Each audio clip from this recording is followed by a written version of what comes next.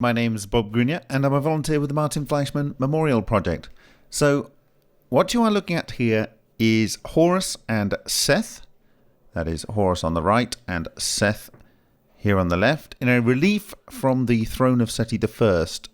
And this is apparently from the New Kingdom. Obviously, it's Egyptian, and this is from 1550 to 1077 before Christ. And this is courtesy of the University of Michigan. So let's say this is about 3,250 years ago. Well, when I looked at this image, I thought, well, that looks a little bit familiar. There's quite a few things going on. And I may get the incorrect names for these. Some of you out there are better. But everything on this side is this kind of shape. It's kind of like an inflow, let's call it. So we've got an inflow, goes around up there through his fist, down here, then through a sort of complex knot and then down there. And then this has got an outflow, and it kind of sort of comes out from down here, around here, round that knot, and then up here and round there and out there. So they're two outflows. Now, we're also seeing an outflow that kind of just goes up there, and an outflow that just goes up there, and then an inflow that comes down here. And in the center bit, we have an outflow that goes that way, and an inflow that goes down here.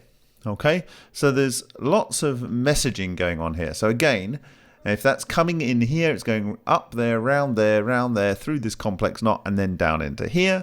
And then maybe it's going up there, and then up over there. Okay, but this is sucking things in. This is sucking things in. This is sucking things in. Over on this side, it's spewing it out, spewing it out, spewing it out, if I'm right in reading it. But in this section center in the middle here, you have something that's spewing it out, and then this is sucking it in. Okay, so, you've got a give and take. And actually, it speaks to the fact that these two guys were kind of opponents. One might say a maker and a breaker. Let's put it like that. And actually, up in the top part of the stele, we see a very interesting thing going on. Firstly, we've got Ka here, which is the symbol for spirit. So something is maybe coming up here and creating this spirit, which goes into the scarabée, which is the symbol of rebirth. Okay, so what's going on is something giving and taking, being sucked in from the environment to this point, and there's kind of an exchange going on here, but there's this beam that's going down, and it looks like it's splitting whatever this is, or maybe it's grounded. I don't know. It looks like you've got some sort of heart shape here, okay, and it's splitting right the way through that, and they both got their feet on it, okay, so maybe they're grounded as well. But definitely something interesting going on here, and this up here, and if there was kind of, it's intersecting here. This line is intersecting between the outflow and the inflow. It's like, potentially, is it grabbing something? Is it elevating it up here? Elevating up here. We've got the spirit section here.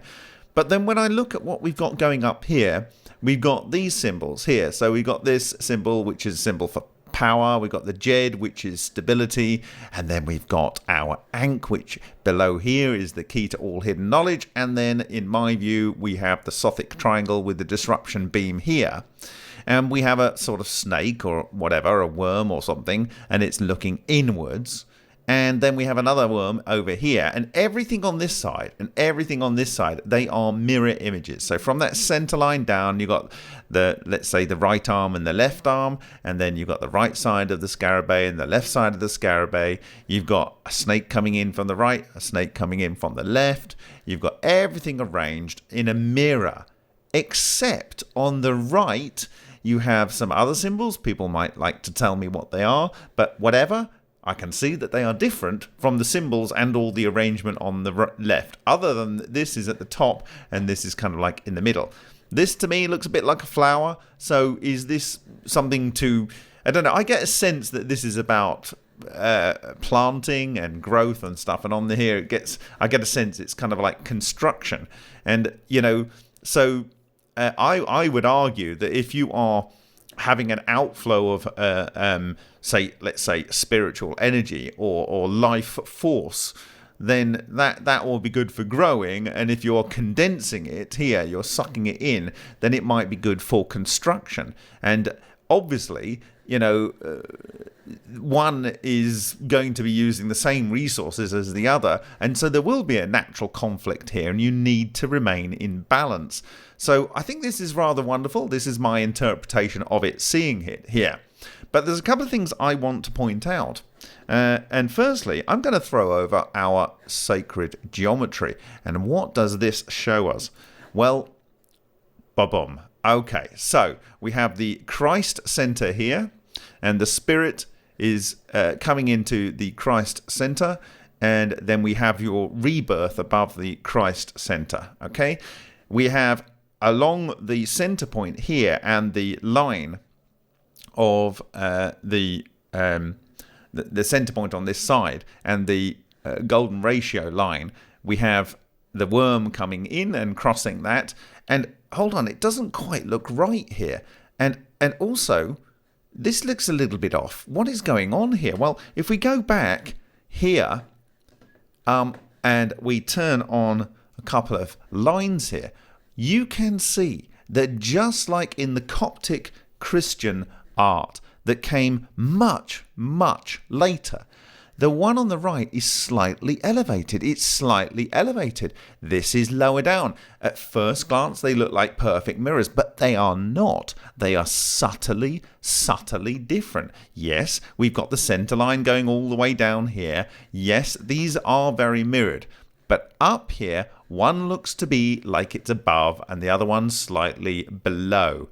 Okay, so not only have we got the difference on the right and the left on what these symbols are outside of these common mirrored symbols, the mirrored symbols aren't quite exactly right, because whilst they've got a similar sort of top line, they've had to compress these and lift this up. But this one down here is basically the same line. Now, what happens if we put on the construction lines of our sacred geometry? Well, as we can see, it comes down. This knot here ties perfectly here, which is at the bottom of the lip in someone's face. Okay?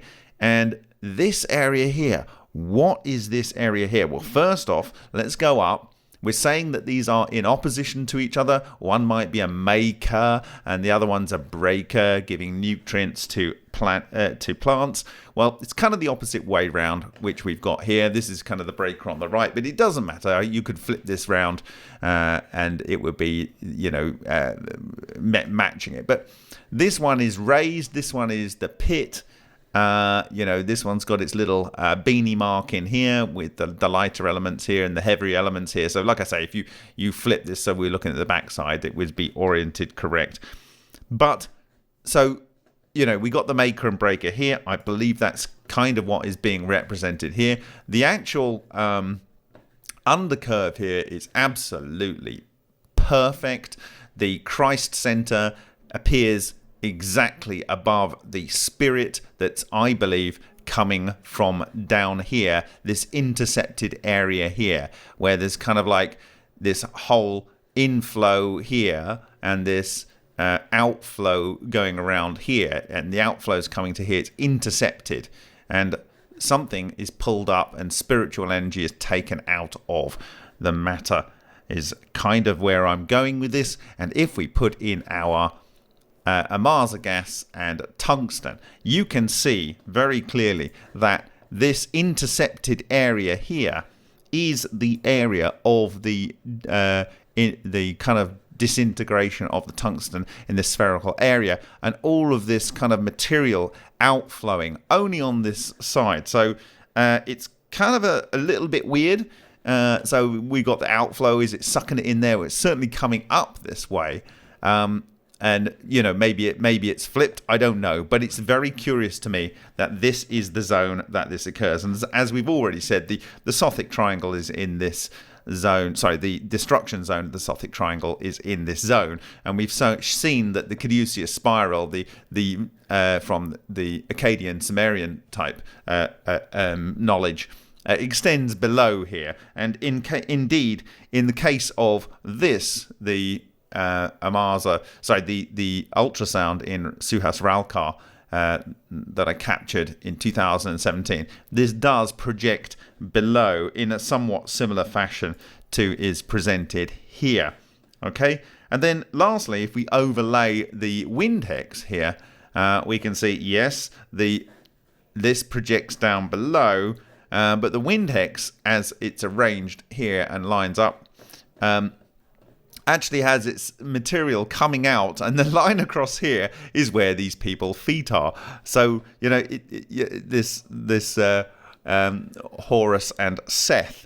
Okay, so if I put the sacred geometry on there, you can see how that all fits in. So a little bit more information about Seth. Okay, Seth, according to one source, and I'll give the references in the blog, is apparently, this is talking about the late Greco-Roman period. It's saying that Seth was openly demonized. So this is about 1,900 years ago. So this was later than the stele itself. He appears in the writings of Plutarch, which is about 46 to 120 Anno Domini, and it's identified with the Greek monster called Typhon. So who is Typhon? Well, Typhon, Seth, yes, and Seth is doing the outflow, okay, the decompression of matter, in my view. Typhon is the father of destructive storm winds. I'll say that again. Seth is the father of destructive storm winds. But, according to Wikipedia, we can go further back, 4,000 years ago. This is before this stele was made, to the Akkadian epic. Anzu tells the story of another combat of Ninurta with a monstrous challenger.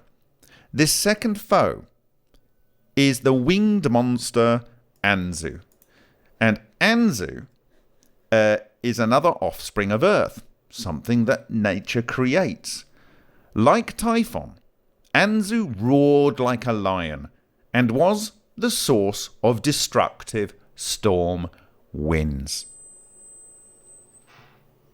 So, both before and after the production of this stele, the ancient people, relative to us, believed that Seth was responsible for destructive storm winds.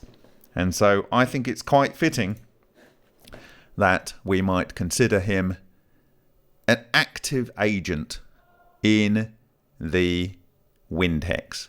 And given the structure that you see in these systems and in these systems and in these systems, where you have this one-sided thing, it is not surprising if we see material that is destroyed coming out of one side. And in fact, that is what we see in the demonstrations of Frank Polifka. And I can tell you now, it has been seen in terms of flow in the Tony Giboni, that is Rob's wind hex analog. And it would appear to have been seen in the sacred geometry inspired tests of Henk Uren. So there we go. What did the ancient Egyptians know? What did the ancient Greco-Romans know? What did the Akkadians know? And why would they represent it such?